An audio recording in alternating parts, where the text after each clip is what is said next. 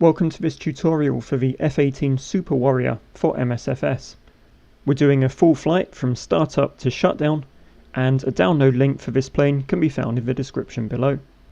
First off, let's run through the engine start process. So on the right panel we turn the batteries on, we head over to the left panel and we'll switch on the APU. Once the green light is on and the APU is available, we can crank the right engine and it will eventually come to life. Once it's started, the crank switch will return to the center position. We can then repeat the process with the left engine. Flick the crank switch to the left position and the left engine will start. Once the switch returns to center, we've successfully started both engines and we can switch off the APU. A unique feature of the Super Warrior is the ability to display ILS information on the HUD. So we'll dial in the ILS frequency at our destination, which is runway 24 left at Kansai International. We'll also switch that nav radio on. We'll now flick our MFD over to HSI mode and hit the sequence button to display the flight plan that we made in the world map. We'll select waypoint 1 as our first waypoint and then hit auto so the aircraft will automatically follow the rest of the plan.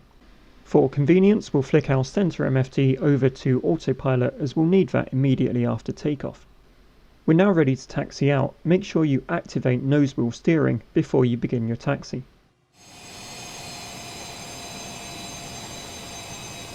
Once lined up on the runway, disable nose wheel steering and don't forget to unfold the wings. And that's it, we're all set. Let's go for takeoff. Bring the throttles up to full military power. In the Super Warrior this is a detent because full throttle position activates the afterburners. Rotate as you feel the aircraft begin to lift, and once you have positive rate you can retract the landing gear. Next we set the flaps from half to auto, and on the Autopilot MFD we activate flight path attitude hold and couple sequence, which is our nav mode. Keep the throttles where they are. The airplane will now continue to climb and follow your flight plan. So as we climb, let's check out some of the unique features of the Super Warrior.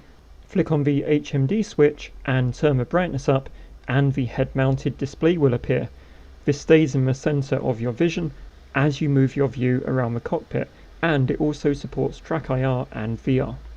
Located on the panel to the right of the pilot's knee is a toggle switch for airshow smoke if you're into that kind of thing.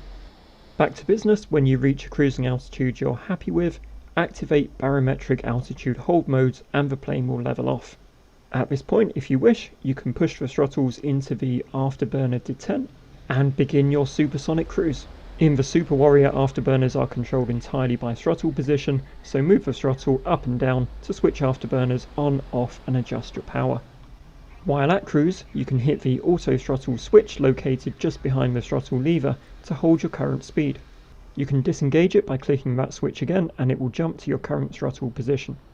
The airplane has no issues following a flight plan at supersonic speeds, so you can relax and enjoy the view during your cruise. And by the way, this virtual pilot is toggled on and off by clicking the pilot's seat. Your top of descent will likely be directed by ATC. At that point, just pitch the nose forwards and the plane will enter flight path attitude hold mode.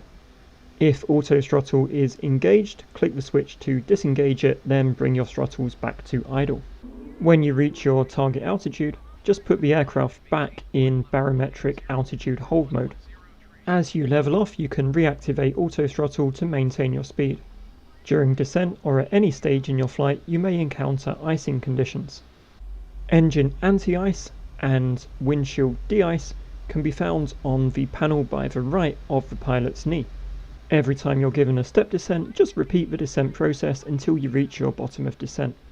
This will usually be about 2,000 feet above ground level. At bottom of descent, you can keep your throttles in idle and just let your speed reduce to approach speed.